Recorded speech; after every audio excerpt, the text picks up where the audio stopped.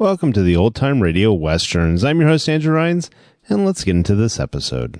This episode is going to be Tales of the Texas Rangers. Original air date is May 13th, 1951, and the title is Paid in Full. Hope you enjoy, and again, thanks for listening. The National Broadcasting Company presents Joel McCrea in Tales of the Texas Rangers.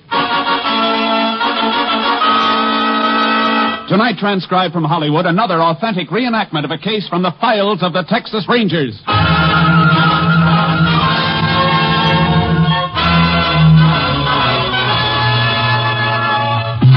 Tales of the Texas Rangers, starring Joel McCrea as Ranger Jace Pearson.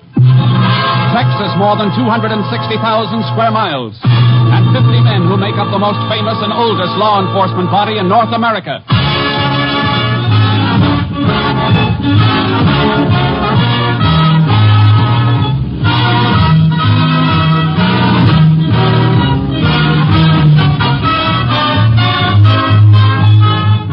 From the files of the Texas Rangers come these stories based on fact.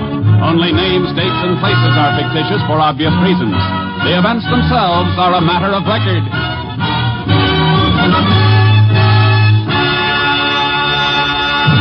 Case for tonight, Paid in Full.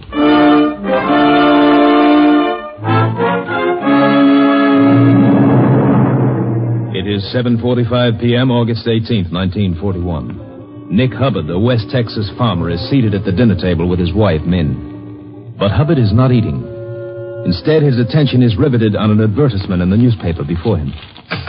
Will you stop staring at that thing and eat your supper, Nick? I ain't hungry. You've had your nose buried in them new car ads ever since you got the check for the cotton crop. That lot of good it's doing you. We can't buy one. We could if I didn't have to pay that Mexican for working on shares. You could have made the crop yourself if you wasn't so lazy. You want to shut up or do I have to fetch you a punch in the mouth? That didn't mean nothing, Nick. Now shut your trap and keep it shut. $1,100 for my cotton, and I gotta give half of it to that Mexican. Ain't nothing you can do about it, Nick. Don't you go telling me what I can do. I took him and his family in, didn't I? Fed him, let him live in a shack on my land. Seems to me that's enough for any man to do for him, Nick. Worse than salt. Morales didn't chop enough cotton to make into a nightshirt. How can you say that, Nick? You got $1,100 out of his crop. Even half of that's more than you made before doing the work yourself. He knows you got the check, Nick.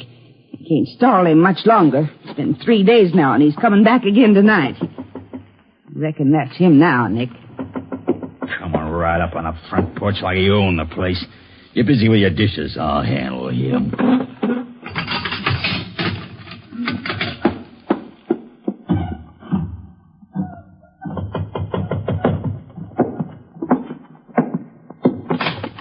Well, Morales, what you want?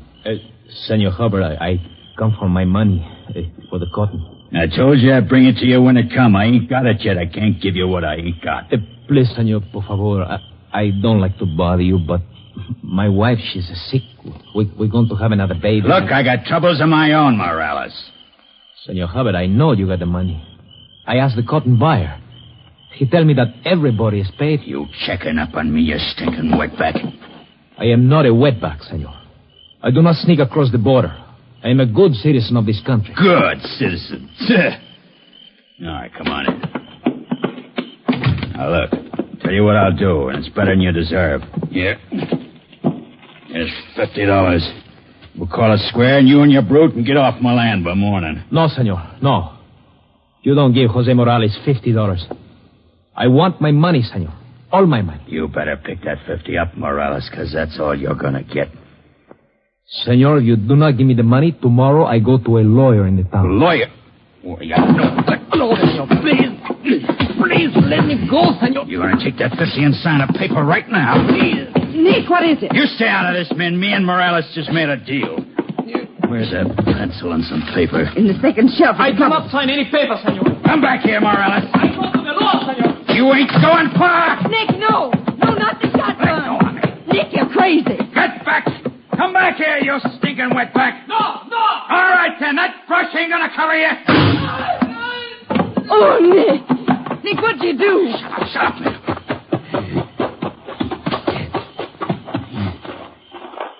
Nicky. dead, Nick. What are you going to do, Nick? Shut up and let me think. I gotta get him off the place. Help me lift him. I've got to get him off the place. I can't, Nick. I can't touch him. Help me, I said. Keep your mouth shut. Forever from now on, keep your mouth shut. Or I'll shut it like I shut his.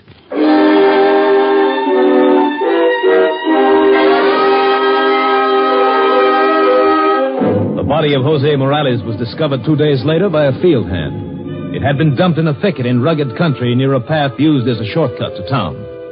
The sheriff was summoned, and he in turn asked for the help of a Texas ranger. Ranger Jace Pearson was assigned.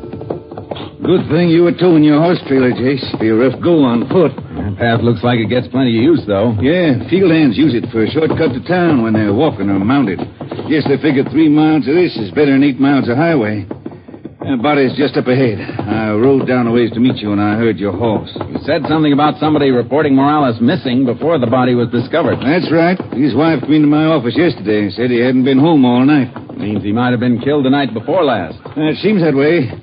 Oh, here we are. Oh, boy. Whoa, Sharky. Right in that thicket. Shotgun, huh? Yeah, got it behind the head and through his back. Heavy charge. 12 gauge, probably. He just like he was found? Yep. Wasn't killed here, then. Not killed here. Why not? We're at the head of the body. That means he'd have been walking this way, through the thicket, when he was shot. And he'd fall forward on his face toward us. Yeah, that's right. All right, now look at the thicket behind his feet. Direction he would have been coming from. What about it? It hasn't been disturbed. He couldn't walk through that thicket without breaking some of it down. Besides, he wouldn't be walking off the path. I see what you mean. He must have been on the path when he was shot then. Whoever gunned him carried the body over this way and dumped him into the thicket. Have a look at that path around here. Well, blood from his wounds should have left a mark someplace, a stain on the ground. Yeah, nothing here. No sign of blood, no sign of the earth being scuffed over to hide it. No. Well, we're not going to find anything. Not around here. He'd been dumped when that wound was fresh. We'd have found something by now. He was brought in here after all the bleeding had stopped because somebody didn't want the body found where he was killed. Well, that means we got to find out where. It's not going to be easy. It never is. There's one good thing about it. Once we do find the place, it isn't going to be far from the killer or the body wouldn't have been moved. There's nothing else for us to see here. Lab man's flying in from Austin. Might find something when the medical examiner does an autopsy. I'll have to stay here a while. Men who directed you here are bringing pack animals to take the body into town. There's no sense in both of us staying. I'll get started. Hey, you know where Morales lived? Yeah, shack near the cotton fields on the north rim of Nick Hubbard's farm. Yeah. Thanks, Sheriff. Don't suppose you know if Morales was having trouble with anybody? Not that I know of, Jace. I reckon his family might know something, though, or maybe the Hubbards. I'll see them both. Meet you in town when I'm finished. Okay, Jace. Get around, Charlie. Up, boy. Come on, let's go.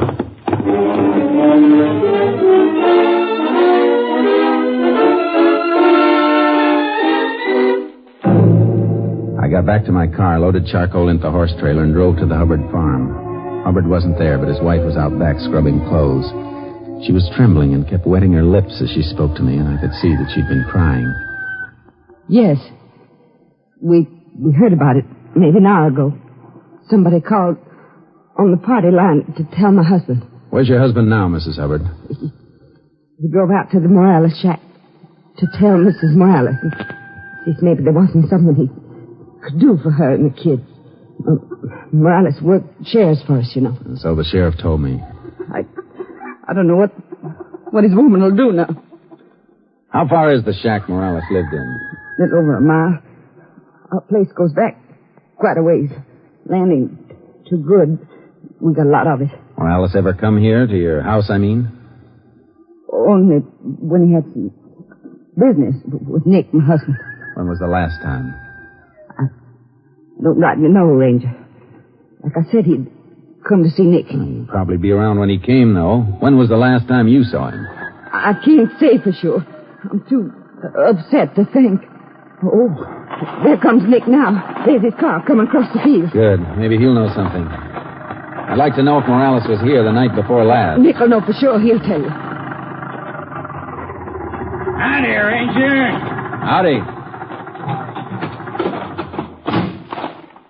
Saw your car here as I was coming across. Mighty slick looking. Puts my old bust to shame. Nick, the ranger wants to know some things about Morales. Well, I could figure that for myself, man. What else would he want to know about? Yeah, I just left his widow. This thing's hit her kind of hard. Sure feel sorry for him and them kids. I know. Of course, Min and me will do anything we can to help them. I told her they could stay on at the shack, Min. And that we wasn't fixing to charge him no rent nor nothing. Poor woman. Min, hold on to yourself. Your wife can't help how she feels, Mr. Hubbard. There's just a couple of things I want to know. When did you see Morales last? Your wife couldn't remember. Yeah, you sure are broken up, Min. You ought to remember Morales is here night before last. I wasn't sure, Nick. Night before last, huh? What time? Why, just after we finished supper, 8 o'clock, maybe. The same night he was killed. What? You mean he's been dead that long? Judging by the appearance of the body, yes. We'll know for sure when the medical examiner gets finished with him, but why are you so surprised? Well, I mean, he was only found a little while ago. He's been missing since the night before last, though. His wife reported that to the sheriff's office yesterday. You knew that, didn't you? Well, sure I knew it, but, I figured he was off on a toot, celebrating with that roll of money. What roll of money? Money I paid him for working shares on the cotton. Is that when you paid him? When he was here night before last? Sure, handed him $550. That's why I'm surprised Min didn't remember him stopping by.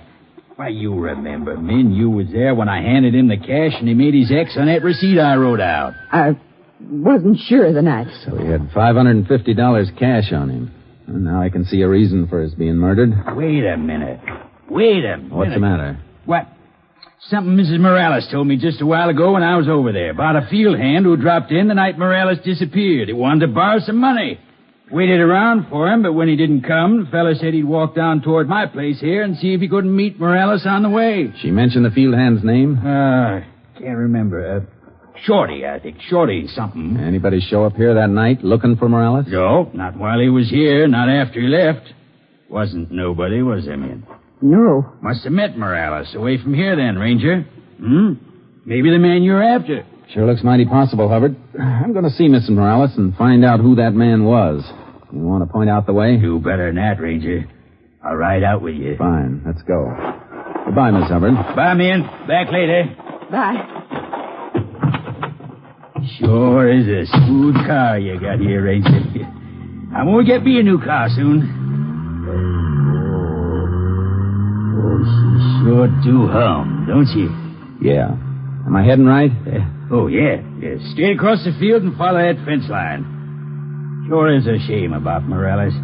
But, I reckon you ain't gonna have much work once this woman tells you who that fellow was, the Shorty. It looks like you had a motive, all right. Sounds like the killer to me. I hope you get him, Ranger. Morales is a mighty fine Mexican, mighty fine. Hate to see anybody get away with killing him. Man, this is a fine car, ain't it? Ha! Listen to her purr.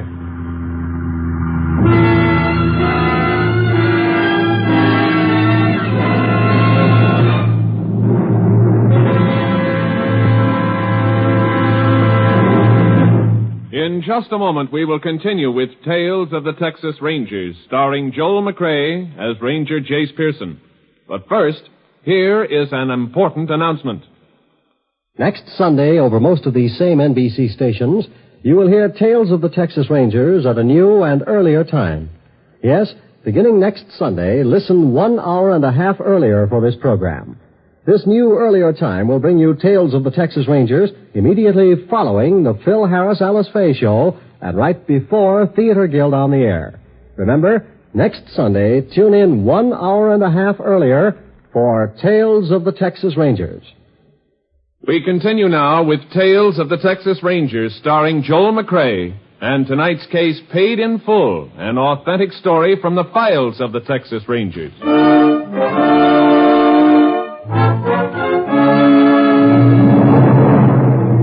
The Morales shack was threadbare, but scrubbed clean like the two wide-eyed kids who clung to their mother's skirts.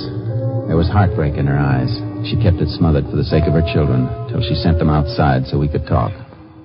Go. Play in the back. Papito, help Rosa find her dog. I try not to cry when they are near me. Take it easy, Mrs. Morales. Easy? What is easy? Life is hard for me, for them. And now they have no father to help them. Now, everything's gonna be all right. I told you can stay on here rent-free and everything. We didn't want to stay here. We were going to move away and get a little place of our own for the new baby that's going to come. As soon as you gave Jose his money. Why do you make him wait so long? Well, For 3 days, every day he asked you for his share. And you keep saying you don't give the check yet. But you did. What is this, Hubbard? Well, it's just a little misunderstanding, Ranger. I can explain it. I didn't want to give Jose the money. I wanted to give it to Mrs. Morales here. I asked him to bring her down to the house and collect it. Why? Why, for her sake and the sake of the kids. You know how some sharecroppers are. He might have taken all that dough and blown it in on a tequila binge. Jose would not spend our money that way. He was a good husband. Well, I got no way of being sure of that. I was just trying to look out for you and your youngsters. Is that a crime? No, but while you were being so considerate, you could have driven out here with the money instead of expecting this woman to walk to your place to get it. Mrs. Morales, Mr. Hubbard says you told him about somebody coming here to borrow money from your husband the night he didn't come home. See, a man who worked with Jose someplace once before, 2 years ago. They call him Shorty. Shorty Davis. You tell him your husband had gone down to Hubbard's place? See, then he said he would not wait anymore. He would walk down and try to meet Jose. Then he went away. That's all. You see, it's just like I told you, Ranger. Probably met Jose, talked him into going to town when he found out he had the money, then he murdered him when he got him off on that shortcut trail. My poor husband. Now, don't you worry. They'll get that Shorty fella. We haven't got him yet, Hubbard. A couple of things don't fit. Mrs. Morales, did Shorty Davis have a shotgun with him when he came by? No. Probably had the whole thing planned in advance, Ranger. Had the gun stashed away on the shortcut. It still doesn't add up, Hubbard. Why not? Because Morales wasn't killed on the shortcut. He was killed someplace else and taken out there. How do you know that? Because there'd be certain signs at the scene of the murder that weren't around where the body was found. You mean like blood on the ground? Things like that? Yeah, things like that. So, Shorty must have killed him someplace else. Somebody did. We'll pick Shorty up and see what he's got to say. Goodbye, Miss Morales. Goodbye. Come on, Hubbard. I'll drive you home.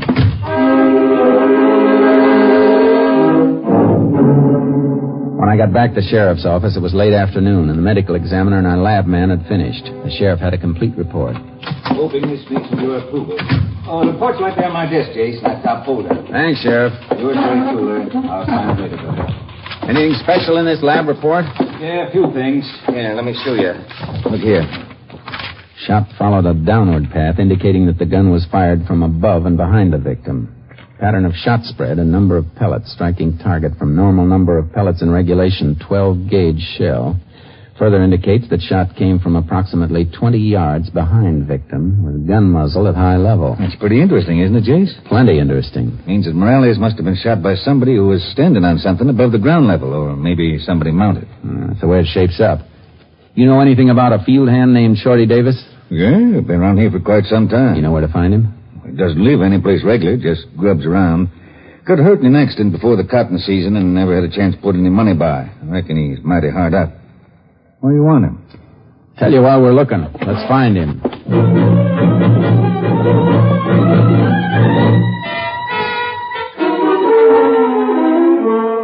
We combed the town until midnight, but there was no sign of Shorty Davis. I called my headquarters and with the sheriff supplying a description, put out a statewide pickup. It was just after dawn when it paid off. Shorty Davis was picked up by the highway patrol less than 50 miles away. They brought him back to us. All right, Shorty. Sit down over there. Mr. Sheriff, what for those men bring me back here? I ain't done nothing. If you haven't, you'll be taken back to where you were picked up. Meanwhile, where were you going? Just heading for El Paso to see my folks, Mr. Ranger. Kind of sudden decision, Shorty. You've been hanging around here for months. I couldn't go before, sir. I was waiting to get me some money. You mean you've got money now? Why, yes, sir. Where'd you get it, Shorty? What? From my accident. You remember the accident I had, sir, when Mr. Hoxie Wilson hit me with his automobile? Well, the lawyer man, Mr. Corby, he got me some settlement money for getting hit. Is that the truth, Shorty? Won't take long to find out if it isn't. I wouldn't lie to you at all, sir. You could ask Mr. Hoxie Wilson. You better call him and check, Sheriff. I sure will. Operator, give me Hoxie Wilson's place. Yeah, Hoxie Wilson. Mr. Ranger, where did the sheriff think I got the money? You'll find out later, Shorty.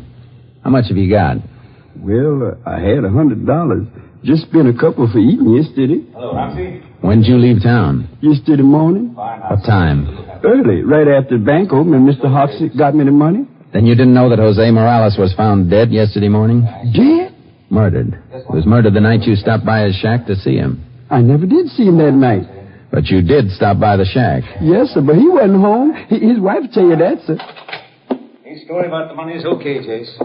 Sir, I ain't telling you no stories. I'm telling you the truth. Well, just keep on telling it. Go ahead, Jace. I've been listening with one ear. Mrs. Morales told you where her husband was, didn't she? She said he was at Hubbard's farm, that's all. And didn't you leave the shack saying you'd go down to the farm and meet him? Yes, sir. I wanted to get the lender some money from Jose. He knew me. We worked together once. He loaned me before, and I always paid him back. We ain't asking about your credit rating, Shorty. What we want to know is what happened after you met Morales. I never did meet him. Wasn't nobody at Mr. Hubbard's place. The Hubbards weren't there? No, sir. I knocked hard on the back door, and there wasn't nobody there at all. Now, you've been mighty sure what you're saying, Shorty. I am sure, Mr. Sheriff. That old house was just plain empty. Jose wasn't there. I thought maybe he'd come back, or maybe he hadn't been there yet. So I went over in the field and sat me down on a stump and waited. Then Mr. Hubbard and his wife, they drove up real slow.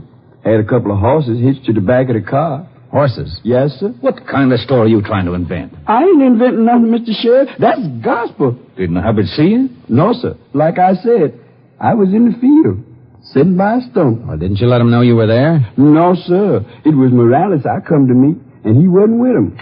I didn't want Mr. Hubbard raising a fuss with me and asking me what I was doing around his property tonight. No, sir. That man, he mean. Jeez. Hubbard wouldn't be towing horses around at night without a reason. The only reason I can think of is for packing something to a place he couldn't get to in his car. You mean like packing Morales' body up that shortcut trail? That's right. But why'd they kill him? Because Hubbard was lying about paying Morales his share in that cotton crop. He acted mighty funny when it came out he'd stalled about paying. Shorty? Yes, sir? I want you to repeat your story and we'll type it. Yes. Take your statement. Statement. Yes. After that, Sheriff, we're going out and have a good look at Hubbard's farm. A darn good look. Excuse me a minute. Hello? Speaking.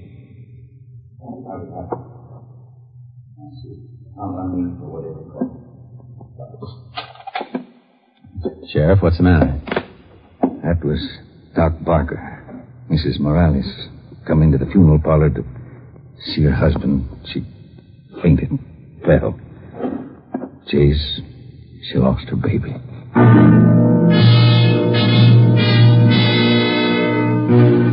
We headed for Hubbard's farm, but we parked off the road about a half mile away and cut across the fields on foot, hoping we could check around outside the house without being spotted. We were in the cover of some trees, and we saw Mrs. Hubbard come from the back of the house carrying a wash tub. What the devil's she doing with that wash tub, Jakes? I don't know. Don't let her see you. Hey, she's dumping it by the brush. Yeah. Well, why didn't she dump it in back? I saw a woman carry a laundry tub around to the front of the house to dump it. Like she was growing something. A lot more than one tub full has been dumped in that spot. Look at that ground. It's soaked. Come on. Gonna let her see us? I want to find out what she's doing. Hubbard isn't around. The garage shed is open and the car isn't there. Just a minute, Miss Hubbard. Oh, it's you, Ranger. And the sheriff. It's a funny place you picked to empty a laundry tub, ma'am. Well, the ground seems kind of dry. It's dry all around here, except for this one spot by the brush. Quite a lot of water's been dumped here. Much more than you had in that tub. Take a look around, Sheriff. Well, what are you looking for? Maybe a couple of bloodstains dried into the ground. If there was anything here, Jace, we're too late now. Mud's an inch thick, clear to the base of this brush. Yeah, I know. Yeah, there's one thing that's still here. Take a look, Sheriff. What is it? The leaves on this brush. Holes ripped through some of the leaves, just the way they'd be if a shotgun charge came through. There've been some bugs. Bugs never made these holes, ma'am. Sheriff, look at the porch of the house. How far away did you say it was? Well, maybe 18, 20 yards. What makes...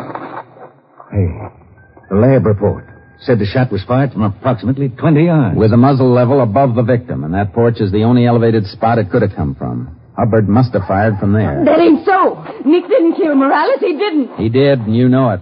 When I asked you when you'd seen Morales last, you kept stalling your answer until your husband came. He's committed 2 murders if the truth is known, men. Because Mrs. Morales just lost the baby she was carrying. Oh, no. Nick is your husband, men, but lying for somebody like him ain't right before earth or heaven. You know it. I told him not to do it. I begged him to pay Morales, but he was greedy.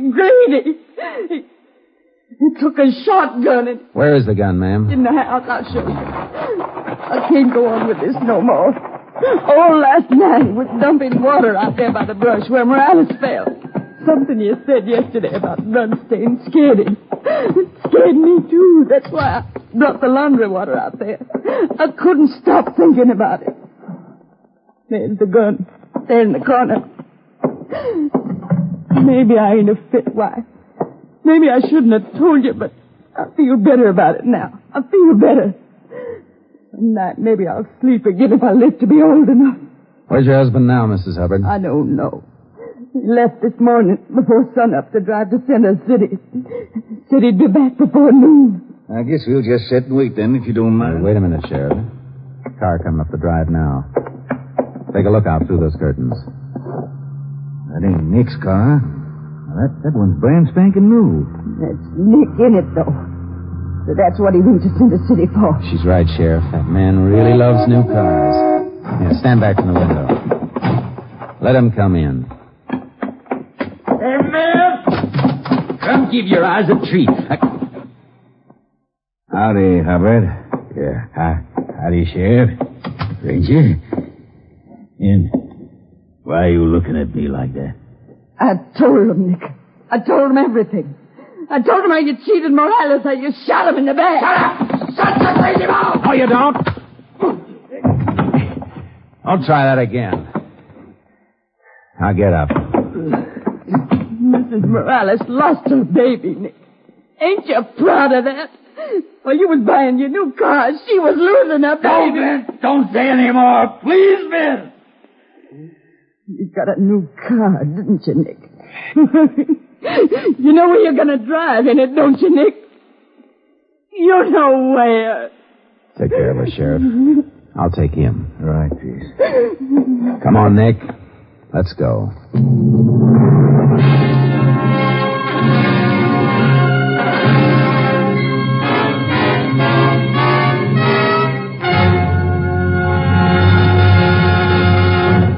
At his trial, Nick Hubbard broke down and confessed to the murder of Jose Morales. He was sentenced to Huntsville Penitentiary for the rest of his life. Next week, Joel McCrea in another authentic reenactment of a case from the files of the Texas Rangers.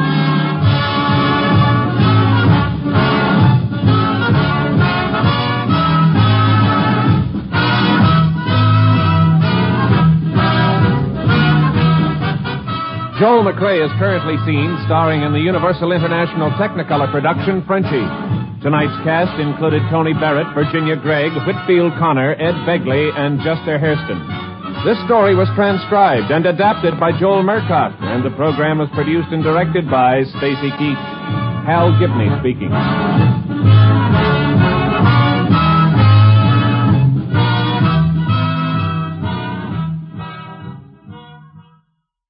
3 chimes mean good times on NBC. Remember, next Sunday over most of these same NBC stations, listen 1 hour and a half earlier for Tales of the Texas Rangers.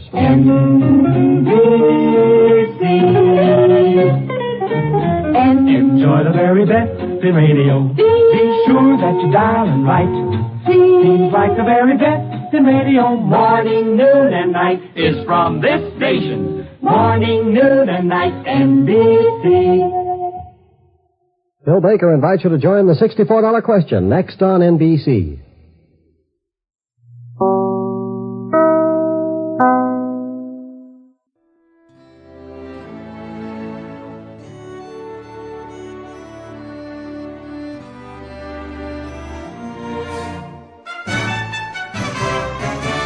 This has been a presentation of OTRWesterns.com, and we hope you enjoyed. Please take some time to like and rate our shows in your favorite podcast application. Follow us on Facebook by going to OTRWesterns.com/Facebook.